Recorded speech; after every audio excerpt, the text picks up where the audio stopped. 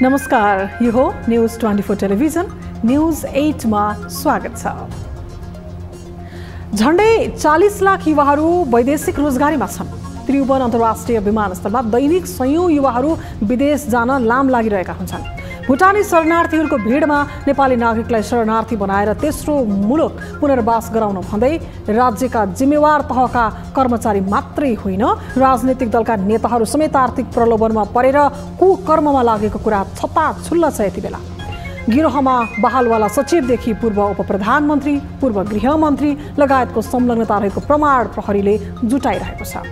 पूर्व गृह सचिव टेक नारायण पाण्डेदेखि पूर्व गृहमन्त्री एवं कांग्रेस सभापति शेरबहादुर देउवाका विश्वासपात्र बालकृष्ण खाँड प्रहरी खोरमा छन्। अहिलेसम्म प्रहरीले खाँड र पाण्डेसहित 12 जना प्रहरीको नियन्त्रणमा पुगेका छन्।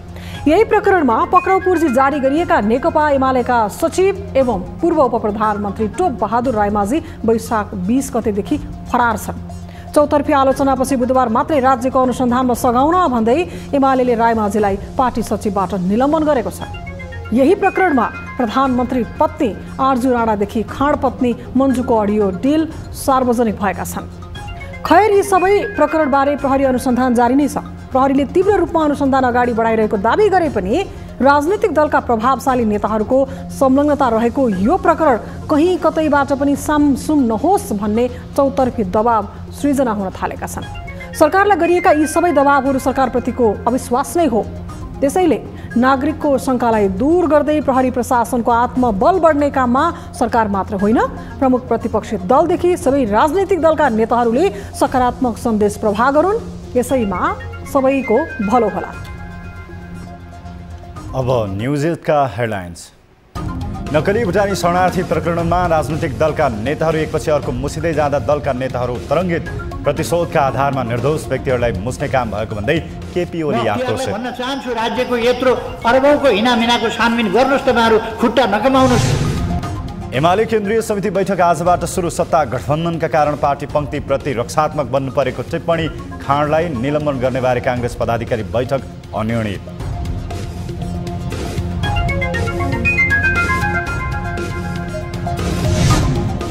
काठमाडौँ कोटेश्वरका 21 महिनाका बालकमा विश्वकै दुर्लभ मानिने रोगको समस्या। वंशाणुगत रूपमा चिनिएको यो रोग उपचारमा करोडौं खर्च लाग्ने। बाई मिस्टेक भएर रहेछ, ल्याबदेखि नै मिस्टेक भएर रहेछ, नर्मल आयो कि। चालु आर्थिक वर्षको हरेक महिनामा रेमिट्यान्स प्रवाहमा वृद्धि। अर्थतन्त्रको बाह्य सूचकहरू पनि सबल, अर्थतन्त्र भने झन्नै धराशयी अवस्थामै। यो राष्ट्रले निजी क्षेत्रले ब्याङ्कबाट चाहिँ सापटी लिएर रियल एस्टेटमा लगाए। र पाकिस्तानका पूर्व प्रधानमन्त्री इमरान खानको गिरफ्तारीपछि भड्किएको हिंसामा 8 जनाको मृत्यु। प्रदर्शनमा उत्रिएका 1000 भन्दा बढी पक्राउ।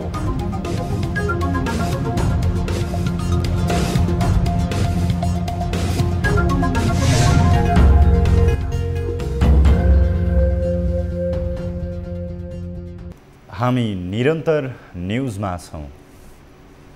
नक्कली भुटानी शरणार्थी प्रकरणमा बहालवाला सचिवदेखि राजनीतिक दलका नेताहरू एकपछि अर्को मुसिँदै गएपछि दलका नेताहरू तरङ्गित बनिरहेका छन्।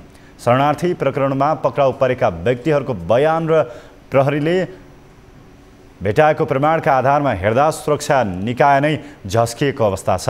यस्तो अवस्थामा राजनीतिक प्रतिशोधका आधारमा निर्दोष व्यक्तिहरूलाई समेत मुस्ने काम भएको भन्दै एमाले अध्यक्ष केपी शर्मा ओली पछिल्लो समय निकै आक्रोशित बन्न थालेका छन्। एक रिपोर्ट। नक्कली भुटानी शरणार्थी प्रकरणमा पछिल्लो समय राजनीतिक दलका नेताहरूले अनुसन्धानलाई प्रभावित पार्ने गरी अभिव्यक्ति दिन थालेका छन्। भ्रष्टाचारमा संलग्न जो कोहीलाई पनि कारबाही गर्नुपर्ने अभिव्यक्ति दिने तर अनुसन्धान प्रभावित पार्ने तथा अप्रत्यक्ष रूपमा थ्रेट दिने काम हुन थालेको छ। नेपालीलाई नक्कली शरणार्थी बनाएर मोटो रकम असुल्ने गिरोहमा राजनीतिक दलका प्रभावशाली नेताहरू पनि मुछिएपछि विषय पेचिलो बनिरहेको छ। सो काण्डमा पक्राउ पूर्जी जारी भएपछि पूर्व उपप्रधान एवं गृहमन्त्री एमाले नेता टोप बहादुर रायमाझी वैशाख 20 गतेदेखि फरार भएका छन्। रायमाझीलाई प्रहरीले खोजी तीव्र पारिरहेका बेला नेकपा एमालेका अध्यक्ष केपी शर्मा ओलीले 300 देखि 400 जना नेपाली नक्कली शरणार्थी बनेर अमेरिका छिरिसकेको अभिव्यक्ति दिएका छन्। साथै उनी टोप बहादुरको रक्षा कवच बन्ने प्रयास गरिरहेका छन्। राज्यको ढिकुटी रित्याएर अरबौं पैसा व्यक्ति वा संस्थाले उम्ल्याउन मिल्छ, तर यी कुराहरू भएका छन्, आज होइन, उहिलेदेखि भएको छ। अख्तियारले त्यतिकै होल्ड गरेर बसेको छ। म अख्तियारलाई भन्न चाहन्छु, राज्यको यत्रो अरबौंको हिनामिनाको छानबिन गर्नुहोस्, तपाईँहरू खुट्टा नकमाउनुहोस्, किन खुट्टा कमाएर लिरबिर गरेर बस्नुहुन्छ? नक्कली शरणार्थी बनाएर मोटो रकम असुल्ने गिरोहमाथि अनुसन्धान तीव्र भइरहँदा ओलीको यो अभिव्यक्तिले अनुसन्धानलाई प्रभावित पार्न खोजेको सुरक्षा स्रोतको भनाइ छ। भ्रष्टाचारमा दोषी देखिएका जो कसैलाई पनि कारबाही गर्नुपर्ने अभिव्यक्ति पनि ओलीले दिएका छन्। तर उनैले यो प्रकरणमा एमालेलाई मात्रै सरकारले खेद्ने काम गरेको भनी आक्रोश पोखेका छन्। कहीँ कतै कसैलाई फसाउने सन्दर्भमा कता कता लानुपर्छ त्यो प्रयास पनि भइरहेको छ। कता धकेल्न खोज्ने, बलजफ्ती सुई अर्कातिर जान्छ भने पनि त्यसलाई मोडेर अर्कातिर सुई देखाउन खोज्ने त्यस्ता प्रयासहरू पनि भइराखेको हामीले देखेका छौँ। सन् 2017 सकिएसँगै नेपालबाट भुटानी शरणार्थीहरूको तेस्रो मुलुक आप्रवासन औपचारिक रूपमै सकिएको थियो। 1,12,000 बढी भुटानी शरणार्थीहरूलाई अमेरिका लगायत विश्वका 8 देशमा पुनर्स्थापित गरिएको थियो। 5 वर्षमा सक्ने गरी सुरु भएको आप्रवासन कार्यक्रम झण्डै 10 वर्षमा पूरा भएको थियो। भुटानी शाही शासनको चरम दमन खेप्न नसकेपछि सन् 1990 पछि नेपाली भाषी भुटानीहरू झापा हुँदै नेपाल भित्रिएका थिए। भुटानी शरणार्थीहरूलाई तेस्रो मुलुक आप्रवासन गरिएपछि राष्ट्रिय समस्या नै किनारा लाग्दै गर्दा तेस्रो मुलुक आप्रवासन प्रक्रियामा छुटेको भन्दै नक्कली शरणार्थी बनाएर मोटो रकम असुल्ने गिरोहको प्रभावमा उच्च तहका कर्मचारीदेखि सांसद मन्त्रीहरू रहेको तथ्यहरू प्रहरीले भेटाउँदै गएको छ। प्रहरीले 2 जनालाई पक्राउ गरेपछि गिरोहको जालो सदनदेखि सिंहदरबारसम्म नै भेटिएको छ। हालसम्म उपराष्ट्रपति कार्यालयका सचिव टेक नारायण पाण्डेदेखि पूर्व गृहमन्त्री बालकृष्ण खाड, पूर्व उपप्रधान तथा गृहमन्त्री टोप बहादुर रायमाझी का छोरा सन्दीप, पूर्व गृहमन्त्री रामबहादुर थापा बादलका सुरक्षा सल्लाहकार इन्द्रजित राई लगायत 12 जना प्रहरी खोरमा छन्। घटनामा संलग्नलाई कारबाही गर्न राजनैतिक दलका नेताहरूले प्रहरी प्रशासनलाई साथ दिनुपर्ने अहिलेको आवश्यकता हो। जुनसुकै काण्डमा मुछिएका भ्रष्टाचारीलाई कारबाही गर्नु सरकारको दायित्व हो, तर अनुसन्धानलाई प्रभावित पार्ने अभिव्यक्तिले कसैलाई पनि हित गर्दैन। त्यसैले गलत कुकर्ममा लागेका जो कसैलाई कारबाहीको डण्डा बर्साउन सबै दलका नेताहरूले प्रहरी प्रशासनलाई साथ दिन जरुरी छ। न्यूज 24 टेलिभिजनका लागि राजनीतिक ब्युरो। नक्कली भुटानी शरणार्थी प्रकरणले राष्ट्रिय राजनीति नै तरङ्गित भइरहेका बेला नेकपा एमालेको केन्द्रीय समिति बैठक बिहीबारबाट सुरु भएको छ। केन्द्रीय समिति बैठकमा अध्यक्ष केपी शर्मा ओलीले राजनीतिक प्रतिवेदन पेश गर्दै सत्ता गठबन्धनको कारण पार्टी पंक्ति प्रतिरक्षात्मक बन्नु परेको टिप्पणी गरेका छन्। एक रिपोर्ट। मिशन ग्रासरूट अभियान सम्पन्न गरेपछि पहिलो पटक नेकपा एमाले केन्द्रीय समितिको बैठक बिहीबारदेखि सुरु भएको छ। झापामा बोलाइएको केन्द्रीय समितिको बैठक संघीय संसदको बजेट अधिवेशनका कारण काठमाडौँमै सारिएको थियो। केन्द्रीय समितिको बैठकमा अध्यक्ष केपी शर्मा ओलीले मिशन ग्रासरूटदेखि राष्ट्रिय राजनीतिक परिस्थितिको उल्लेख गर्दै प्रतिवेदन पेश गरेका छन्। प्रतिवेदनमा ओलीले सत्ता गठबन्धन अनुत्तरदायी र अलोकतान्त्रिक बनेको टिप्पणी गरेका छन्। निर्वाचनपछि एमालेको समर्थनमा माओवादी अध्यक्ष पुष्पकमल दाहाल प्रचण्ड प्रधानमन्त्री बने पनि विचार नमिल्ने दलहरूसँग पनि साठगाँठ रहेको भन्दै ओलीले रोष प्रकट गरेका छन्।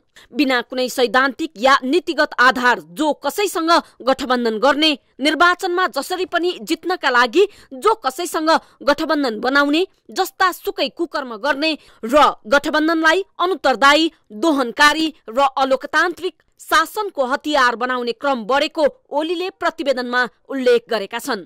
बैठकमा अध्यक्ष ओलीले भुटानी शरणार्थी प्रकरण, अर्थतन्त्र, पछिल्ला समसामयिक राजनीतिक परिवेशको बारेमा जानकारी गराएको पार्टीका उपमहासचिव पृथ्वी सुब्बा गुरुङले जानकारी दिए। वर्तमान सत्ता गठबन्धनले स्थापित संस्थाहरूप्रतिको प्रहारलाई निरन्तर जारी राखेको पनि एमाले अध्यक्ष ओलीले आरोप लगाएका छन्। राजनीतिक पूर्वाग्रहका आधारमा तत्कालीन राष्ट्रपतिमाथि बारम्बार प्रहार गरिएको पनि ओलीको प्रतिवेदनमा उल्लेख छ। नेपाल राष्ट्र बैंक जस्ता संस्थाहरूमाथिको हस्तक्षेप गरिएको पनि ओलीको आरोप छ। वर्तमान सत्ता गठबन्धन राज्यका सबै अङ्गलाई दोहन गरेर आफ्नो स्वार्थपूर्तिका साधन बनाउन चाहेको र त्यसो हुन तयार नहुनेहरूलाई कमजोर र क्षतविक्षत बनाउन चाहेको पनि प्रतिवेदनमा उल्लेख छ। मुलुकको अर्थतन्त्र सङ्कटतर्फ गए पनि अर्थतन्त्र उकास्नेतर्फ सत्ता गठबन्धन नलागेको ओलीको आरोप छ। साथै मुलुकको राष्ट्रिय राजनीतिमा बाह्य चासो र चलखेल अत्याधिक बढ्न थालेको पनि ओलीले निष्कर्ष निकालेका छन्। ओलीले आफ्नो राजनीतिक प्रतिवेदनमा अमेरिकी सहयोग परियोजना एमसीसीलाई गठबन्धनले गिजोल्दै 12 बुँदे घोषणाको आवरणमा नाटकीय रूपमा पारित गरे पनि घोषणाको कानुनी र नैतिक हैसियतबारे आजसम्म पनि प्रश्न पार्न नसकेको उल्लेख गरेका छन्। तत्कालीन गठबन्धनकै कारण एसपीपीमा धकेल्ने प्रयास गरेको पनि ओलीको आरोप छ। बैठकमा अनुशासन आयोगका अध्यक्ष केपी बडालले पार्टीभित्रको अनुशासनको स्थितिबारे जानकारी गराएका थिए भने पार्टीको लेखा परिषदका अध्यक्ष डाक्टर पुष्प कडेलले पार्टीको आर्थिक प्रणालीको ब्रिफिङ गरेका थिए। पहिलो दिनको बैठकमा सुदूरपश्चिम संयोजक लेखराज भट्ट, कर्णालीको सचिव योगेश भट्टराई, कोशी प्रदेशको राजेन्द्र गौतमले मिसन ग्रासरुट अभियानको समीक्षा सहितको रिपोर्ट प्रस्तुत गरेका थिए। अन्य प्रदेशको रिपोर्ट भने शुक्रबारको बैठकमा पेश गरिने बताइएको छ। न्युज 24 टेलिभिजनका लागि राजनीतिक ब्युरो।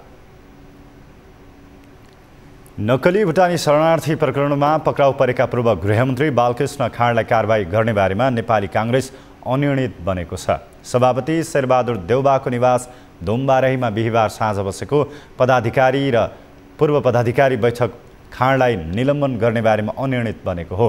बैठकमा खाँडलाई निलम्बन गर्ने नगर्ने विषयमा छलफल भएको काङ्ग्रेस सहमहामन्त्री जीवन परियारले बताए। कुनै पनि व्यक्ति पक्राउ पर्न बित्तिकै दोषी नहुने भन्दै परियारले अदालतको फैसलापछि मात्रै यो विषयमा पार्टीले निर्णय लिने बताए। यस विषयमा पार्टीले औपचारिक निष्कर्ष ननिकालेको पनि परियारले जानकारी दिए। खाँडलाई कारबाही गर्नुपर्ने पक्षमा केही पदाधिकारीले जोड दिएपछि बैठकले निष्कर्ष निकाल्न नसकेको हो। खाँडलाई कारबाही गर्ने विषयमा पदाधिकारी भित्रै फरक मत रहेको बैठकमा सहभागी एक नेताले जानकारी दिए। अनुसन्धानलाई सहयोग पुर्याउने कुरामा पार्टीको पदाधिकारी पूर्व पदाधिकारीको एकमत रहेको नेता परियारको भनाइ छ। अनुसन्धानमा पार्टीले सहयोग गर्ने पनि उनले बताए। नक्कली भुटानी शरणार्थी प्रकरणमा राजनीतिक दलका ठूला नेताहरू नै निशानामा परेपछि राजनीतिमा खैला बैला मचिएको छ। अझ बुधबार नेपाली काङ्ग्रेसका नेता तथा पूर्व गृहमन्त्री बालकृष्ण खाँड पक्राउ प्रकरणले झनै तरङ्ग पैदा गरेको छ।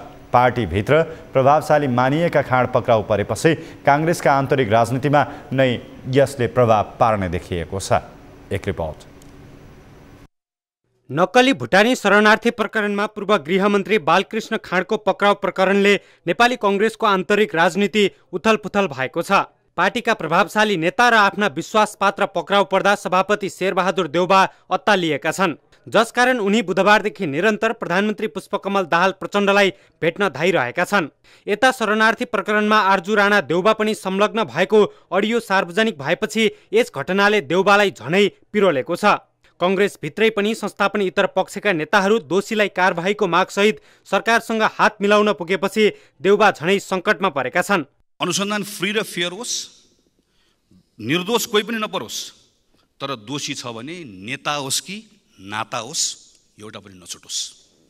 यो प्रकरणमा सरकारले दरोसँग खुट्टा टेक्यो भने योभन्दा अगाडि उसले सुशासनको नारा लगाउन सक्छ। शरणार्थी प्रकरणमा पछिल्लो समय सरकारले देखाएको तदारुकता हेर्दा उक्त प्रकरणमा अझै पनि शीर्ष नेता र तिनका आसेपासे निशानामा पर्ने निश्चित छ। त्यही डरले यति बेला कांग्रेस र एमालेका शीर्ष नेताहरूको दौडधुप पनि निकै बढेको छ। आफ्ना नजिकका पात्रहरू नै निशानामा परेपछि जोगाउन गरेका यस्ता प्रयासबाट गृहमन्त्री नारायण काजी श्रेष्ठ प्रभावित हुने संकेत भने देखिएको छैन।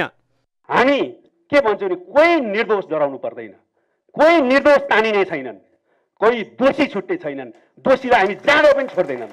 यो हाम्रो प्रतिबद्धता भयो, यही अनुसार हामी अगाडि बढ्नेछौँ। नेपाली नागरिकलाई भुटानी शरणार्थी बनाएर अमेरिका पठाइदिन्छु भन्दै ठगी गर्ने संगठित गिरोह विरुद्ध प्रहरीले अनुसन्धान गरिरहेको छ।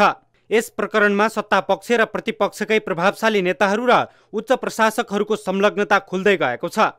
यसले कतै अनुसन्धानलाई नै प्रभाव पार्ने त होइन, एकातिर प्रश्न पनि उब्जिएको छ। त्यसैले यस प्रकरणमा सबै सचेत हुन र अनुसन्धानमा सघाएर कानुनलाई सहयोग गर्न आवश्यक छ। न्युज 24 टेलिभिजनका लागि टिभी जर्नलिस्ट शीतल रिजाल, काठमाडौँ।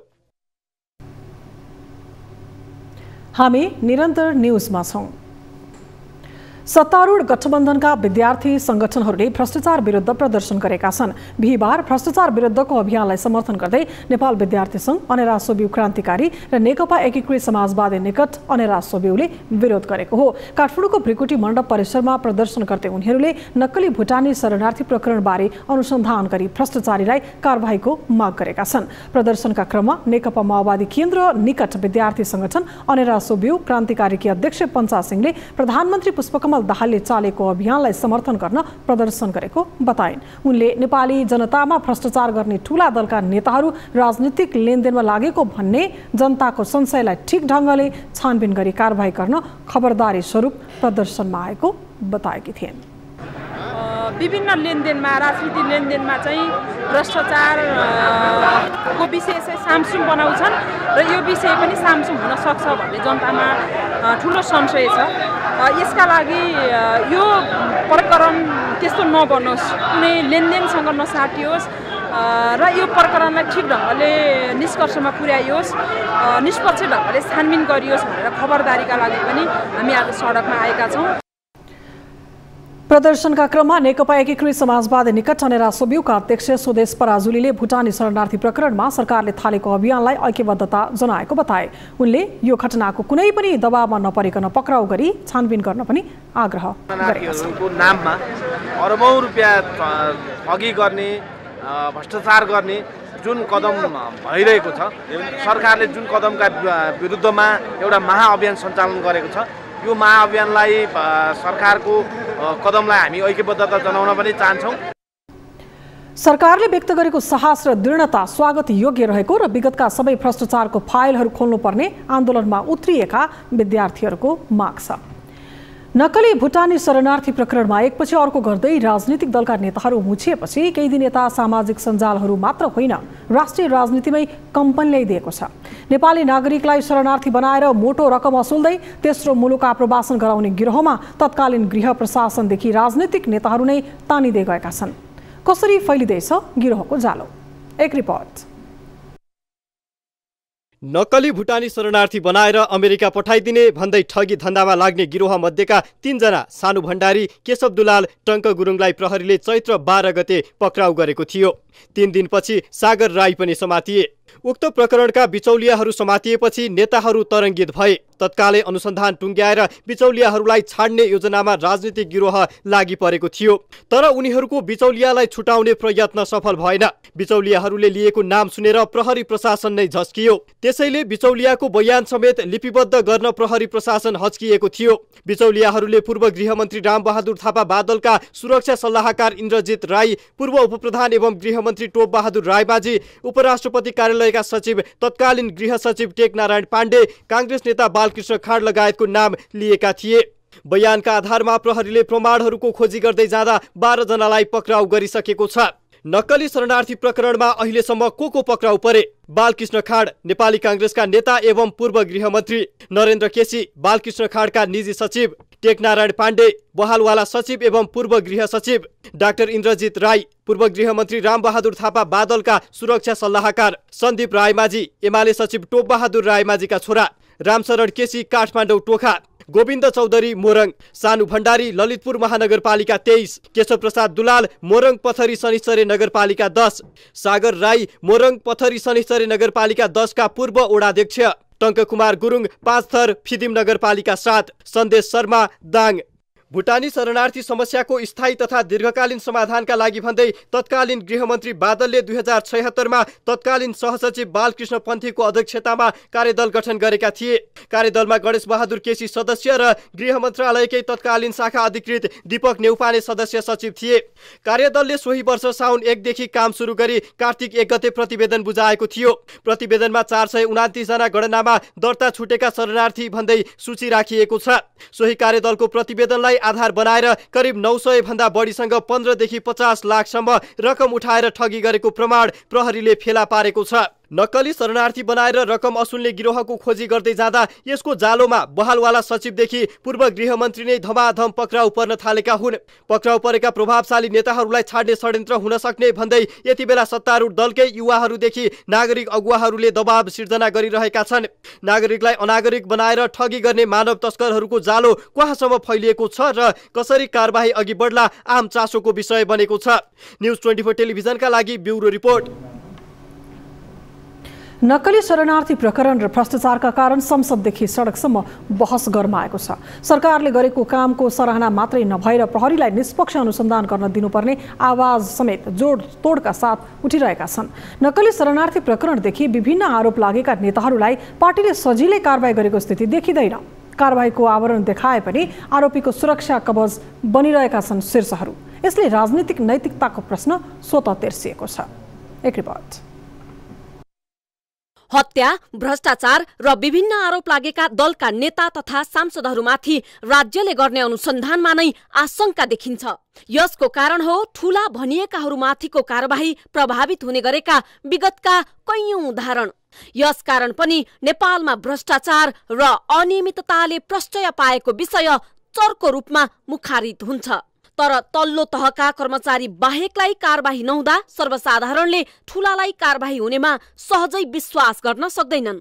हत्या आरोप लागेका एमाले सांसद लक्ष्मी महतो कोइरी प्रहरीको फरार सूचीमा छन्। प्रहरीको फरार सूचीमै रहेका उनी संसदमा सहभागी भएर प्रधानमन्त्री पुष्पकमल दाहाल प्रचण्डलाई विश्वासको मत नै दिए।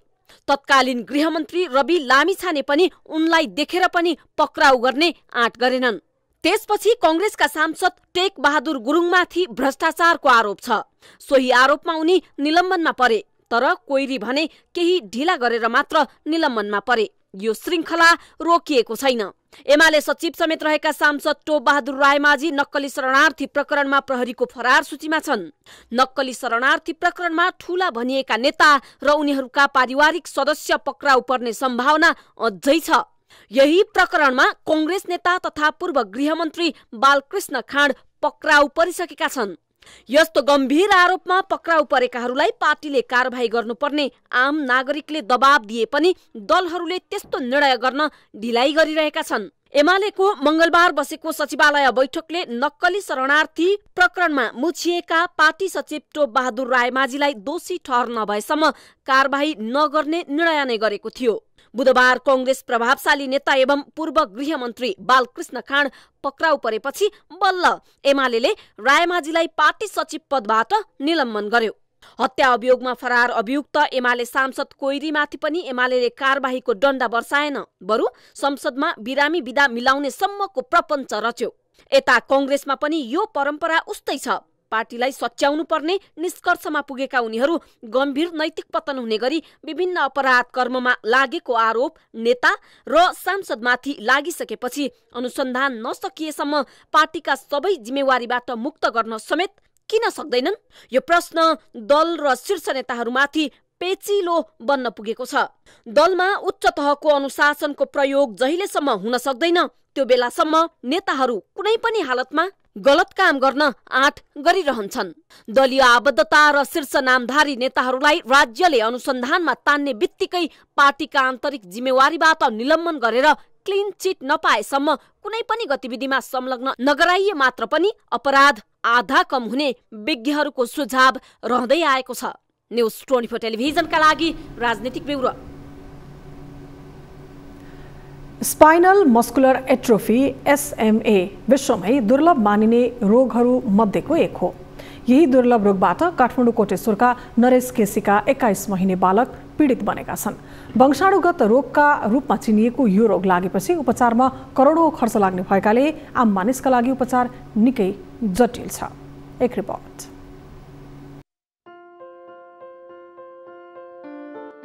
उनी हुन् काठमाडौँ कोटेश्वर बस्दै आएका नरेश केसीका छोरा प्रणय केसी। 21 महिने प्रणय विश्वमा नै निकै कम मात्र देखिने दुर्लभ रोग मध्येको स्पाइनल मस्कुलर एन्ट्रोफी SMA रोगबाट पीडित बनेका छन्। स्पाइनल मस्कुलर एन्ट्रोफी एउटा वंशाणुगत यस्तो रोग हो जसले मांपेशीहरूमा गम्भीर कमजोरी हुने गर्दछ, जसले गर्दा अशक्तता, मेरुदण्डको स्कोलियोसिस र फोक्सोको कार्यमा अवरोध उत्पन्न भई श्वास प्रश्वासमा समेत बाधा पुग्ने गर्दछ। केसी दम्पतिका अनुसार प्रणय जन्मिदा उनको स्वास्थ्य अवस्था सामान्य थियो, तर समय बित्दै जाँदा 9 महिनाका प्रणय कमजोर, सामान्य बालबालिकाले जस्तो बामी सर्ने, लडीबुडी गर्ने जस्ता क्रियाकलाप गर्न सक्दैनन्। समय अनुसारको शारीरिक क्रियाकलाप गर्न नसकेपछि उनीहरूले नेपालकै विभिन्न अस्पतालहरू समेत धाउन थाले, तर उनको रोग भने पत्ता लागेन। अस्पतालमा सबै रिपोर्ट सामान्य छ भने पनि प्रणय कमजोर बन्दै गएकाले केसी दम्पतिले गत कार्तिकमा भारतको दिल्ली स्थित गंगाराम अस्पतालमा उपचारका लागि लगे। गंगाराम अस्पतालमा गएपछि उनलाई विश्वकै दुर्लभ रोग स्पाइनल मस्कुलर एन्ट्रोफी भएको पत्ता लाग्यो। बाबुको ब्लड टेस्ट पनि गरायो, सबै गरायो। 1 महिनासम्म अब ठिकै छ भन्ने भयो। 1 महिनापछि चाहिँ उसको रिपोर्ट पनि आयो। त्यसखेर चाहिँ बाई मिस्टेक भएको रहेछ, ल्याबदेखि नै मिस्टेक भएको रहेछ, नर्मल आयो कि। हामीले चाहिँ त्यो SMA को बारेमा पहिला नै अब डाक्टरले शङ्का गरेपछि के रोग रहेछ भनेर नेटमा हेरेको थियौँ। अनि त्यो हेरेपछि हामी एकदम आत्तियौँ कि त्यसमा के थियो भनेपछि बच्चाको अब जुन बाँच्ने आशा नै हुन्छ नि, त्यो चाहिँ 2 वर्षभन्दा बढी चाहिँ हुँदैन भने कि। केसी दम्पतिले 2 वर्ष मुनिका यो रोगबाट पीडित शिशुलाई लगाइने जोजेन्समा नामक खोपको मूल्य नेपाली 28 करोड पर्ने थाहा पाए। आफ्नो छोरा बचाउन 4 महिनासम्म भारतमा बसेर निकै प्रयास गरे, तर आफ्नो प्रयास असफल भएपछि केसी दम्पति नेपाल फर्किएर छोराको जीवन बचाउनका लागि स्वास्थ्य मन्त्रालय लगायतका स्थानमा पनि पुगे, तर त्यहाँबाट कुनै समाधान भने निक्लिएन। प्रणयलाई अबको 4 महिनाभित्र जोजेन्समा नामक खोप लगाउनु पर्ने हुन्छ, जुन खोप 28 करोड पर्ने भएकाले अहिले केसी दम्पति आफ्नो छोराको जीवन जोगाउन सबैलाई हार गुहार गरिरहेका छन्। कुनै संस्थाले मेरो बच्चाको लागि संस्थाले NGO सरकारले कुनै ठुलो कलाकारहरूले उहाँहरूले नै जिम्मा लिएर कसैले त्यसरी चाहिँ गरिदिनु भयो भनेपछि त्यसको लागि म एकदम आभारी हुन्थेँ हैन। म आफैले आफ्नै व्यक्तिगत सहयोग मेरै चाहिँ बाबुको लागि भनेर चाहिँ मैले आफ्नै बच्चालाई मेरै नाममा मेरै खातामा पैसा आउनुपर्छ भन्ने होइन हैन। कुनै संस्थाले जिम्मा लिएर सहयोग गरिदिनुहुन्छ भनेपछि राम्रो हुन्थ्यो। बच्चा पेटमा हुँदादेखि 40 वर्षका मानिसलाई पनि स्पाइनल मस्कुलर एन्ट्रोफी हुन सक्छ। केही वर्ष अघि सियोना श्रेष्ठ पनि यही रोगबाट पीडित भएकी थिइन्, तर नेपालमा दुर्लभ रोगका लागि भनेर सम्बन्धित निकायबाट प्रभावकारी कार्यक्रम भने अहिलेसम्म आएको देखिँदैन, जसका कारण यस्ता रोगबाट कोही पीडित भएको अवस्थामा औषधि उपचारका लागि खर्च अभावकै कारण ज्यान गुमाउनु पर्ने अवस्था छ। न्यूज 24 टेलिभिजनका लागि क्यामेरामा प्रभात थापाको साथमा टिभी जर्नलिस्ट त्रिकुडा फट्राई बस्नेत, काठमाडौँ।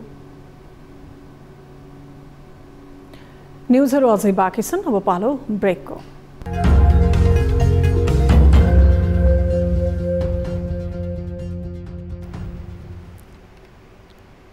हामी निरन्तर न्यूजमा छौं।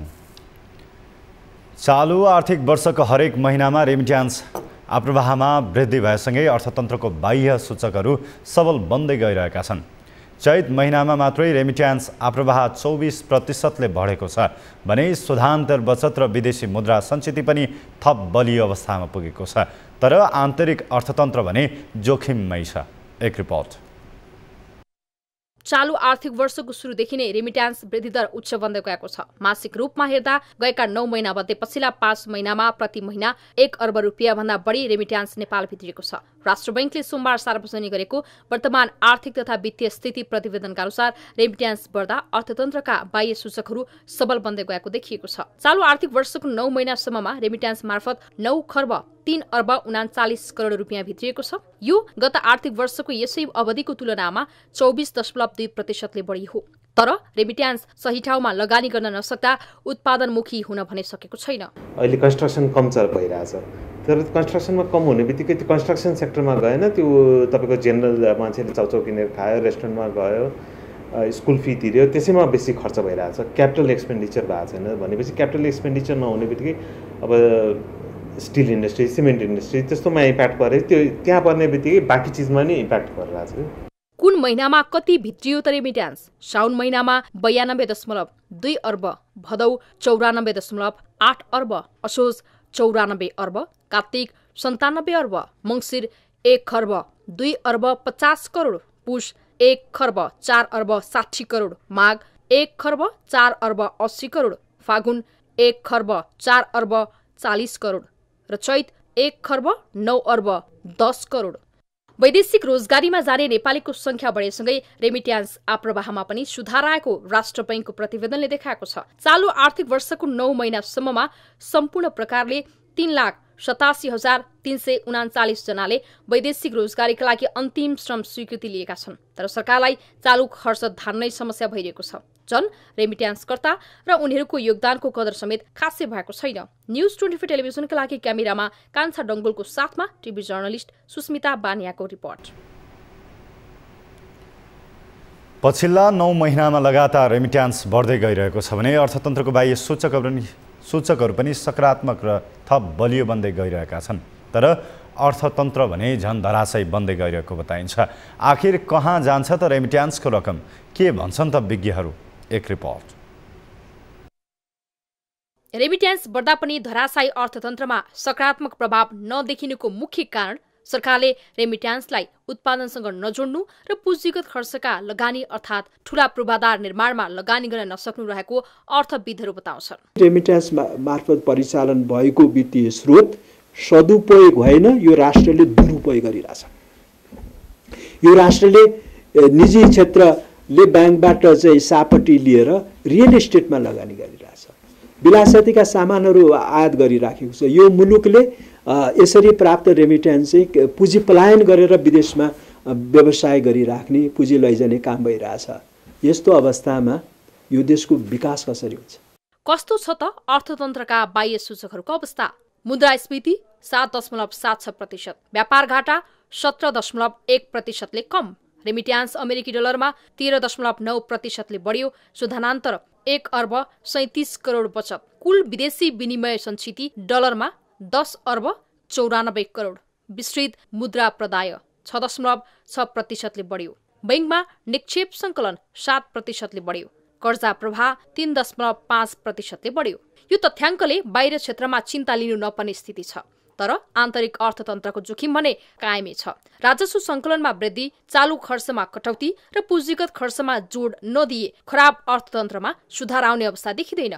त्यसैले त्यसतर्फ ध्यान पुर्याउनु पर्ने विज्ञहरूको सुझाव छ। न्यूज 24 टेलिभिजनका लागि क्यामेरामा कान्छा डङ्गोलको साथमा टिभी जर्नलिस्ट सुस्मिता बानिया, काठमाडौँ। हामी निरन्तर न्यूजमा छौं। मुलुकको अर्थतन्त्र समस्या र चुनौतीका बीच पनि आर्थिक परिसूचकहरू सकारात्मक देखिएका छन्। बुधबार नेपाल राष्ट्र बैंकले सार्वजनिक गरेको देशको वर्तमान आर्थिक तथा वित्तीय स्थितिमा चालू आर्थिक वर्षको 9 महिनामा प्राय सबै सूचकहरू सकारात्मक देखिएका छन्। एक रिपोर्ट। पछिल्लो समय मुलुकको अर्थतन्त्र संकुचनमा गएर मन्दीतर्फ उन्मुख हुन लागेको विश्लेषण हुन थालेको छ। यता राष्ट्रिय तथ्याङ्क कार्यालयले सार्वजनिक गरेको मुलुकको आर्थिक वृद्धि दरको प्रक्षेपण 2.16% सीमित हुने देखिएको छ। तर सरकारले चालू आर्थिक वर्षमा 8% आर्थिक वृद्धि हुने लक्ष्य लिएको थियो। सरकारको 8% आर्थिक वृद्धिको लक्ष्य पछिल्लो समय उद्योग, निर्माण र व्यापार क्षेत्रमा देखिएको संकुचनले अर्थतन्त्र ऋणात्मक हुने अवस्था आएको देखिएको छ।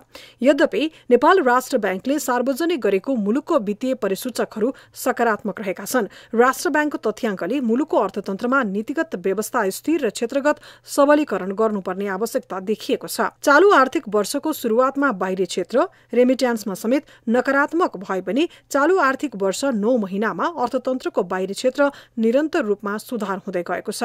त्यस्तै चालू आर्थिक वर्ष 2079-80 को 9 महिनामा 9 खर्बभन्दा बढी विप्रेषण रेमिट्यान्स नेपालमा भित्रिएको छ।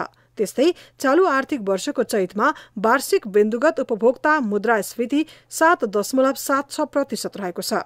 यो गत वर्षको चैतको तुलनामा 0.39% बिन्दु बढी हो। त्यस्तै चालू आर्थिक वर्षको 9 महिनासम्ममा चालू खाता 51 अर्ब 82 करोड रुपैयाँले घाटामा रहेको छ। अघिल्लो वर्षको सोही अवधिमा चालू खाता 5 खर्ब 10 अर्ब 58 करोडले घाटामा रहेको थियो। अमेरिकी डलरमा अघिल्लो वर्षको सोही अवधिमा 4 अर्ब 27 करोडले घाटामा रहेको चालू खाता समीक्षा अवधिमा 40 करोड 28 लाखले घाटामा रहेको छ। यो अवधिमा पुँजीगत ट्रान्सफर 24%ले कमी आएको छ। यस्तै प्रत्यक्ष वैदेशिक लगानी 2 अर्ब 62 करोड रहेको छ। अघिल्लो वर्षको सोही अवधिमा पुँजीगत ट्रान्सफर 7 अर्ब 78 करोड र खुद प्रत्यक्ष वैदेशिक लगानी 16 अर्ब 51 करोड रहेको थियो। त्यस्तै चालू आर्थिक वर्षको 9 महिनामा आयात र निर्यात दुवै चैतमा पनि घटेको छ।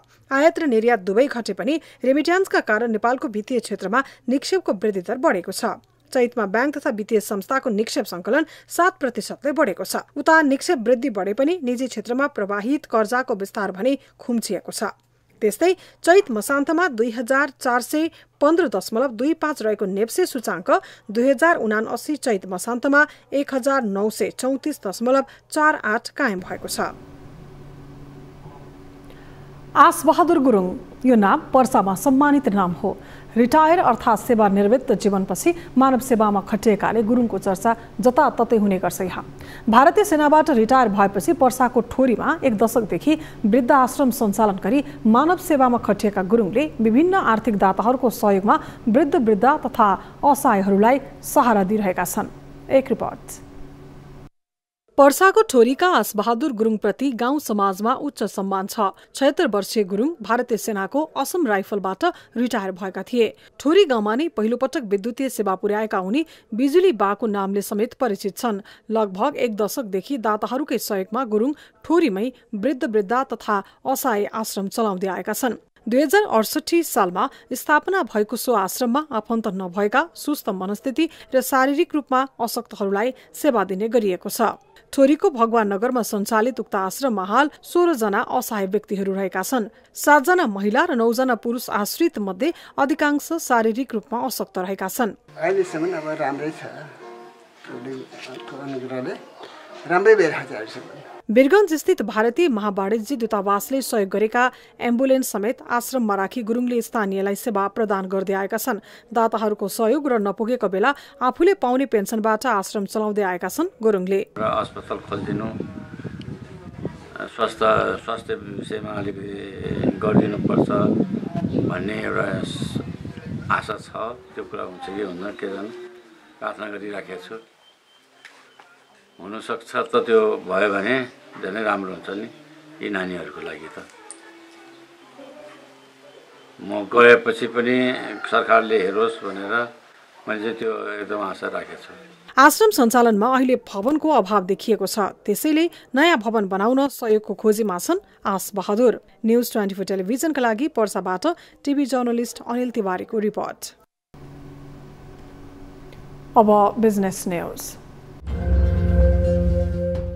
अर्थविद पोष्टराज पाण्डेले नेपालमा बजेट प्रभावकारी रूपमा कार्यान्वयन हुन नसक्नुमा सरकारी कार्यान्वयन पक्ष निकै फितलो भएको बताएका छन्। बिहिबार काठमाडौँमा अर्थतन्त्रमा गहिरो सङ्कटको भय प्रमुख कारण र अबको बाटो सम्बन्धी एक अन्तर्क्रिया कार्यक्रमलाई सम्बोधन गर्दै अर्थविद पाण्डेले यस्तो बताएका हुन्। उनले सरकारी संयन्त्र सक्रिय नभएकै कारण लक्ष्य अनुसारको राजस्व सङ्कलन नभएको बताएका छन्। सरकारी खर्च पारदर्शी नहुँदा मुलुकको अर्थतन्त्र धराशयी भएको अर्थविद पाण्डेको दाबी छ।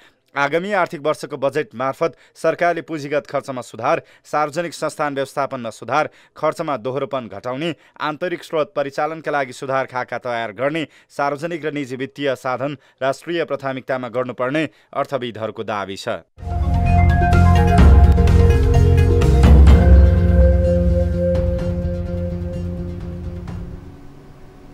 न्युजहरू अझै बाँकी छन्, अब पालो ब्रेकको।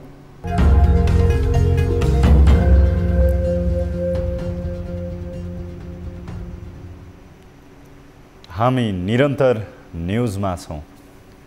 अब स्पोर्ट्स न्युज।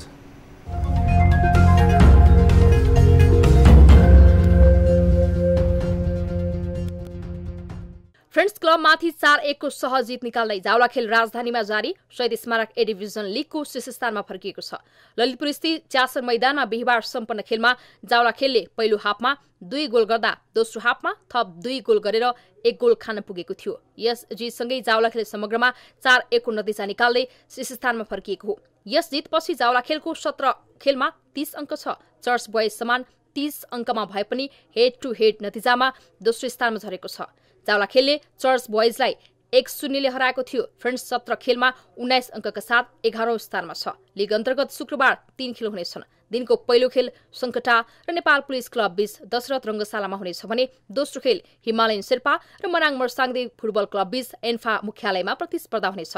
तेस्रो खेल दशरथ रङ्गशालामा न्यू रोड टिम एनआरटी र खुमलटार युथ क्लब बीच हुनेछ।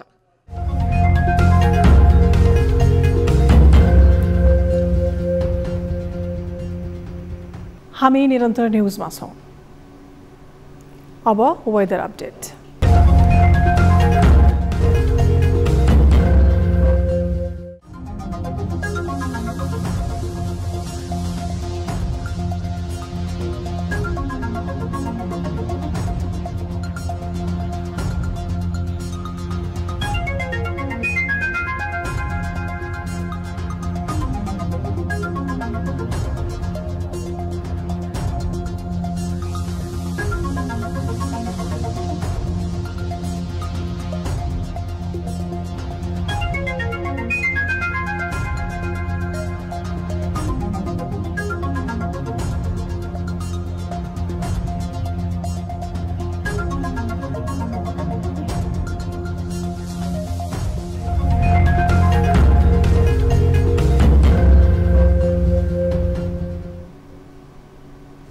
अब न्युज 8 को अन्त्यमा पुनः हेडलाइन्स।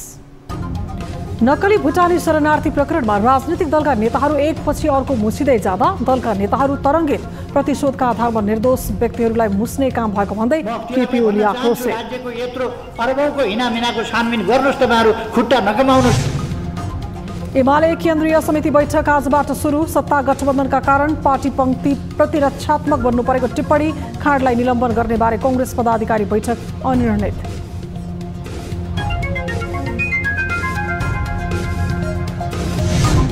काठमाडौँ कोटेश्वरका 21 महिनाका बालकमा विश्वकै दुर्लभ मानिने रोगको समस्या।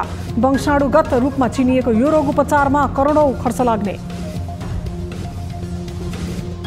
बाई मिस्टेक भएर रहेछ, ल्याबदेखि नै मिस्टेक भएर रहेछ, नर्मल आयो कि।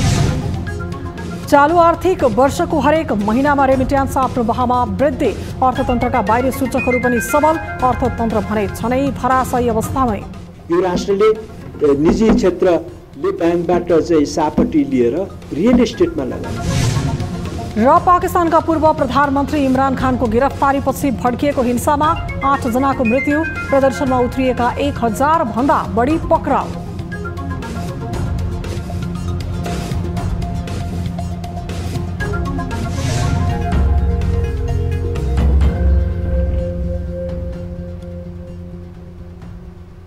न्युज 8 अहिलेलाई यति नै। थप न्युजका लागि हाम्रो वेबसाइट www.news24nepal.com हेर्नुहोला। साथै हामीलाई फेसबुक, ट्विटर र युट्युबमा पनि फलो गर्न सक्नुहुनेछ।